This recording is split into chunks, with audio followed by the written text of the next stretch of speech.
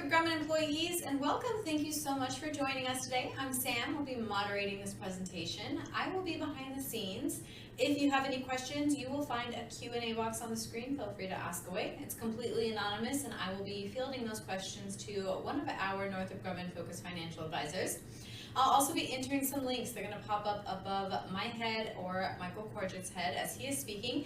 Click directly on those links. They'll guide you over to our website where you can book a free 15 or 30-minute block of time with one of our advisors. You can also connect with us over on YouTube and on LinkedIn if you happen to have a LinkedIn account. It's a great way for us to stay connected with you, and it is a great way for you to stay updated on your retirement from Northrop Grumman. So feel free to do so. As a quick reminder, we are not affiliated nor endorsed whatsoever by Northrop Grumman here. We are a completely independent group of financial advisors, so please keep that in mind as you're listening along. And without further ado, we're going to jump on over to Michael Corget for a very short but informative presentation. Hey, Michael. Thank you, Sam, and welcome everyone to today's presentation. It's a good one. Today we're going to talk about retiring early. Whereas normal retirement is typically age 65. A lot of people want to, and if they're financially and mentally prepared, can and want to retire sooner than that. And we're going to talk about many of the aspects that could make that work and make that happen for you during this presentation. As I said, normal retirement is age 65, but nothing is normal anymore. There's something called the FIRE movement now, where you gain financial independence and retire early, but it does require aggressive savings and more aggressive investments.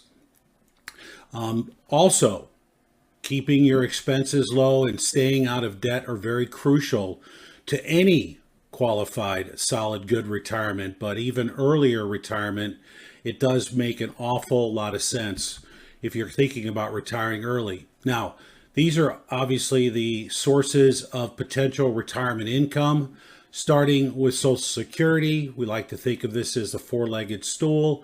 Social Security should be there for all of us in retirement. There are some concerns, but for today's presentation, we won't get into that. All your retirement and savings accounts, your 401k, your IRAs, your Roth IRAs, any other investments, whether they're tax deferred, tax free, or taxable investments, are all obviously on the table and relevant. For many of you, you do have a pension. Not all of you, but many of the people that I talk to do have a pension. So that's obviously a very strong leg of the stool. And then possibly something to supplement your retirement income would be a part-time job. These all four are important. If you don't have all four of them, it is going to be potentially a little more difficult to retire early. And we certainly could talk more about that. Your personal goals and retirement, it's very important to align your personal goals with your early retirement. Retiring requires a significant amount of sacrifice and commitments.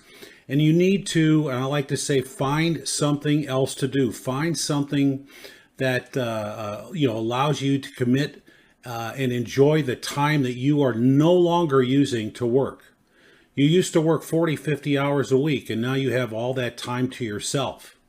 So you're going to want to, and we're going to talk more about things that could be beneficial and make sense when it comes to a fulfilling retirement. Challenges, I mentioned finding something else to do.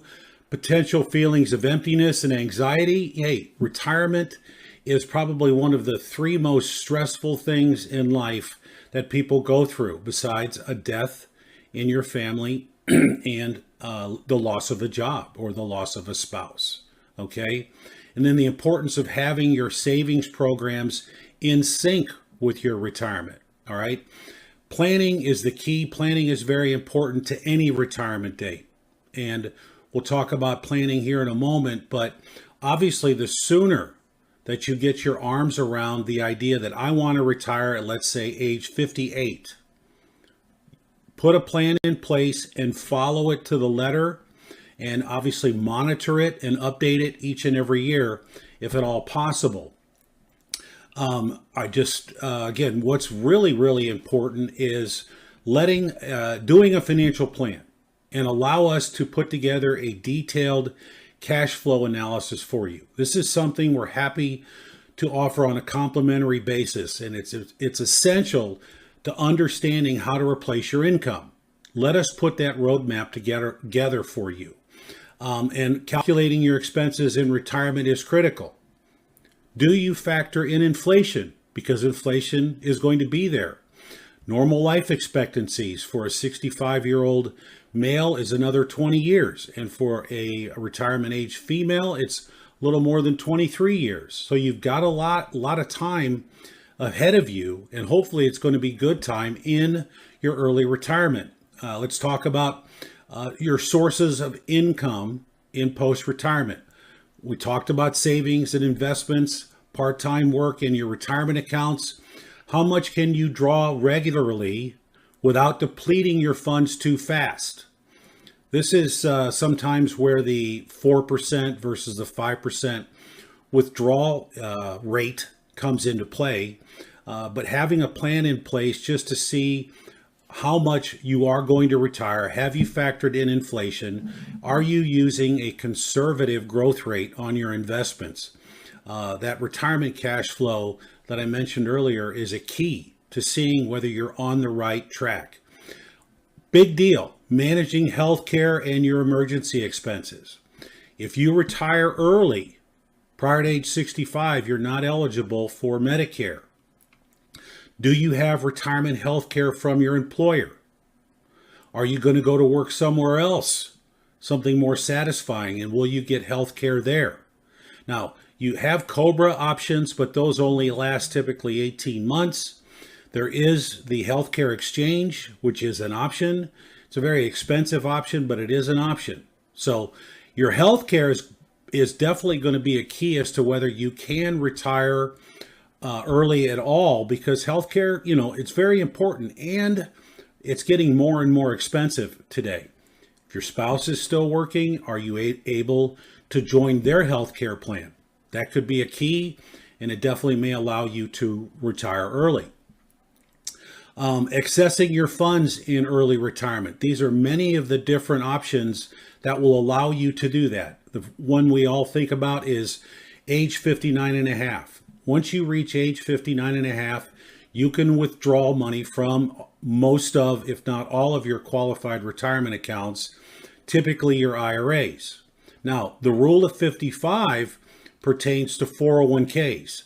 If you leave a portion of or all of your 401k with your last employer, you can access those funds between 55 and 59 and a half and not have to worry about the 10% penalty. And that's a key. If you are under 55, there is something called the rule of 72T, where the rule allows you to make substantial, equal periodic payments from your IRA investments. Let's say you're 52 years old. You're fortunate enough to have the assets that you want to retire, but you're going to need to access some of your qualified funds.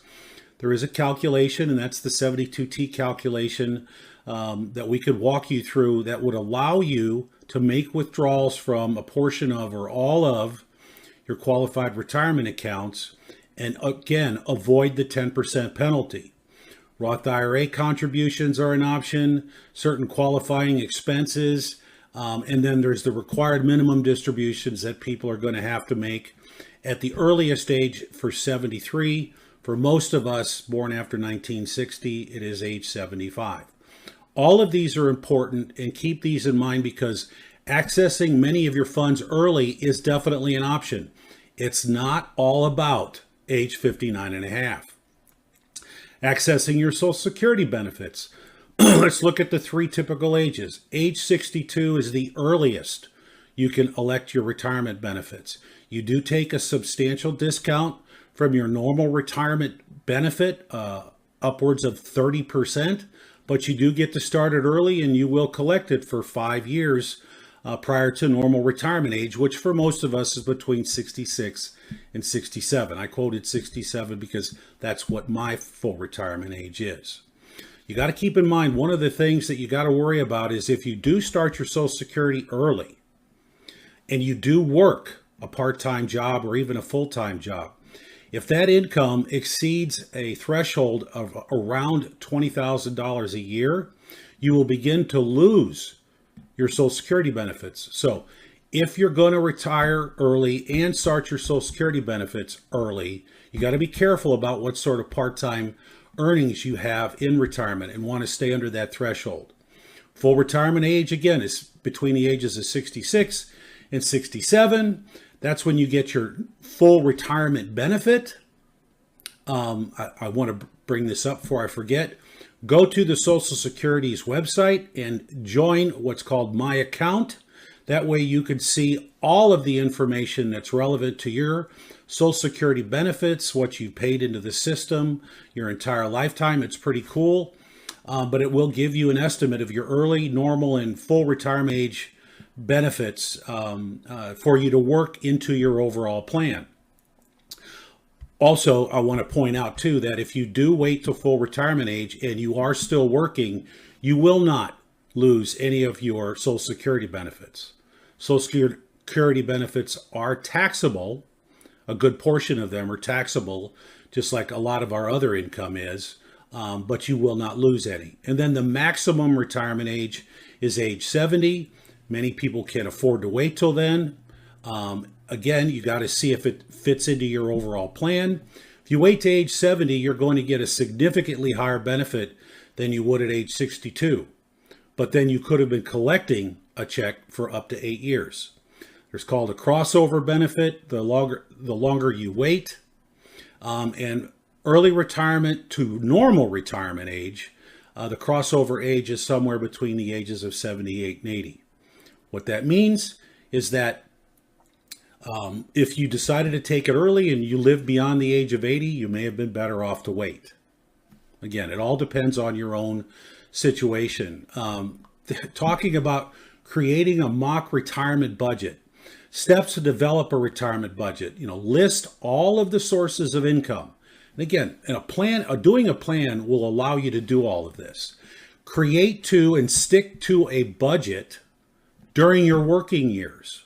Monitor that budget. Keep track of your ATM withdrawals and using your debit card to pay for things. A lot of those get missed. The gas station, the grocery store, the 7-Eleven, getting a hamburger at McDonald's. So you got to track all of your expenses, and this will allow you to see, hey, am I doing things right? Am I on the right track? And it will allow you to find potential shortfalls and to modify your plan if need be. For example, let's say your retirement income sources are $7,000 a month, and you believe you're only spending $4,000 a month in retirement. Well, that's more than likely your fixed bills, your mortgage, your car payments, your utilities, and so on. It's the discretionary money that can really throw people off. So this is a very good idea to do well before retiring early. Seek financial advice. Talk to someone like myself. We can provide you with tons of insight and guidance and tell you about concerns that you may never have considered. And we're very happy to create a sustainable financial plan for you. Again, these are just things to consider. I don't want to toot my own horn, but talking to an advisor can be very helpful. And the sooner that you put a plan in place, the better off you're going to be. Someone who started planning in advance of their overall retirement is going to be in much better shape than someone who waited until 2 weeks prior to being notified that they're being laid off or surplused. And oh my God, now I've got to put a plan together. So get something started now. The personal satisfaction that I mentioned early, what are you going to do in retirement? Do you have hobbies? Do you like to play golf? Are you into crafts? Do you want to rebuild an old car? Landscaping, your yard. Do you want to start a garden? Many of these things. All of these can help fill that time and make your retirement very satisfying. And there's a lot of benefits emotionally and physically in doing many of these things. You know, I've got a laundry list of things that I want to do when I'm in retirement. And I like to always joke and say, you know, the part-time job that I'd like to have as a golfer would be to get a job as a golf course marshal, ride around in that golf cart and talk with all the golfers on the course and make sure they're moving along as quickly as they can. And